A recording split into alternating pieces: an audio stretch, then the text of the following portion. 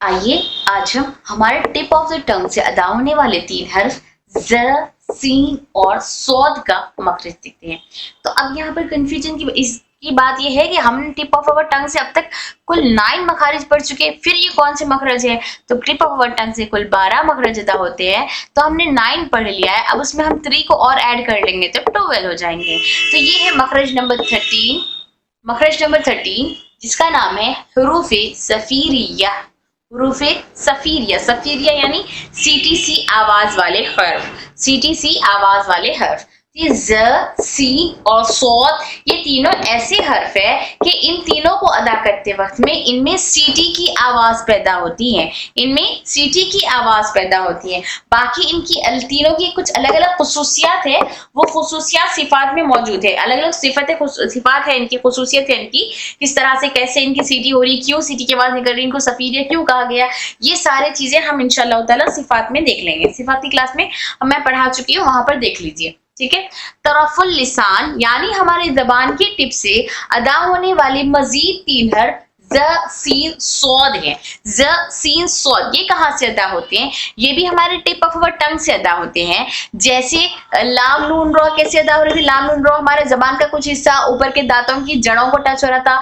लाम जैसे सनाया से रबाइया तक, कोई सनाया से रबाइया तक, और कोई सनाया से अनियाब तक, कोई जवाहिक तक हो रहा था, और बाकी में टिप ऑफ अवर टंग दांतों की जड़ को हो रहा था। लेकिन इसका थोड़ा सा अलग है। हमारी जबान ऊपर के और नीचे के दोनों दांतों के किनारे, हमारे टंग के ऊपर और नीचे दोनों साइड्स के किनारों को हमारी टंग टच होकर दोनों हमारे दांत दोनों बंद हो जाएंगे, और फिर दरमियान में हमारी टंग टच होगी। दरमियान में हमारी टंग टच होकर हर्फ ज, सीन और सौद अदा होता है।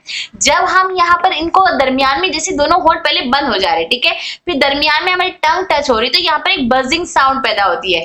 जो बजिंग साउंड की वजह से, बजिंग साउंड जो होती है वही सीटी होती है उसकी। तो जब यहाँ पर अंदर सीटी प्रेशर बनता है, ज,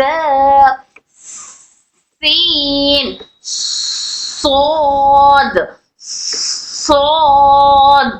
अब ये सीटी की आवाज के साथ साथ हवा और वॉइस जो कंटिन्यू हो रही वो सिफात की वजह से हो रही, लेकिन यहाँ पे इसमें जो प्रेशर बन रहा है वो उसकी मखरज में होल्ड करने की वजह से। मखरज क्या है इसका? हमको सिर्फ यहाँ मखरज देखना है।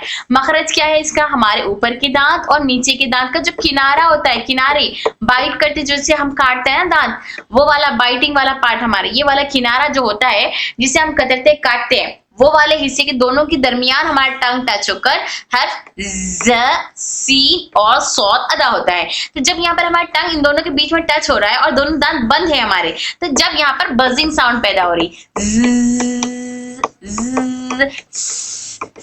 इस तरह से, तो वो आवाज जो निकल रही है उसको हम सफीर कह रहे हैं। सफीर यानी सीटी की आवाज। अच्छा, इन दोनों में देखिए ज और सीन दोनों में सिफत इस्तिफाल और इन्फिताह है, मतलब दोनों लाइट पढ़े जाने वाले लेटर्स है, दोनों लाइट पढ़े जाने वाले लेटर्स है, इसलिए हमारी टंग फ्लैट है, टंग हमारी एक बराबर है, ठीक है। सौद में सिफत इत्बाक और सिफत इस्तिअला है। इस्तिअला मतलब हर हाल में मोटा पढ़ा जाना, और हमारी टंग का बैक साइड ऊपर तालू की तरफ उठता है। तो यहाँ पर देखिए सौद में हमारे टंग का बैक साइड ऊपर तालू की तरफ उठ रहा है, और ज और सीन में नहीं उठ रहा है, ज और सीन में फ्लैट है, ठीक है। और इसमें कैसा हो रहा है? ऊपर की तरफ उठ रहा है।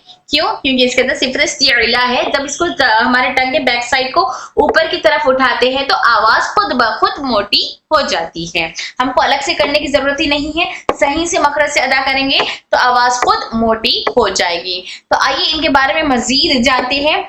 जुबान की नोक और दोनों ऊपर के सामने के दांतों, जुबान की नोक ऊपर के दोनों सामने के दांतों के किनारे, अंदरूनी किनारे से अदा होता है हर ज, सीन और सौद। कब निकलते हैं ये? जब जबान की नोक ऊपर और नीचे, अपर और लोअर दोनों सामने के दांतों के किनारे को टच करती है, मतलब हमारी टंग दोनों दांतों के किनारे को बीच से दरमियान में टच करती है।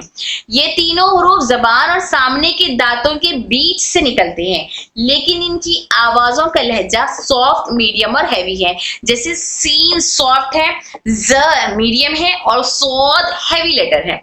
बहुत लोग इन तीनों हुरूफ को एक जैसा समझ समझते हैं, जबकि इनका मखरज और तलफ़्फ़ुज़ मुख्तलिफ है। लोग इन तीनों हर्फ को एक जैसा समझते हैं, लेकिन इनका मखरज भी और इनका तलफ़्फ़ुज़ भी मुख्तलिफ है। जैसे अब हम यहाँ पर पढ़ के देखेंगे कैसे मुख्तलिफ हो रहा है ये, ठीक है। सौद बोलकर देखिए, अगर भारी साउंड आए तो हम सौद सही कह रहे हैं, अगर नहीं आए तो हम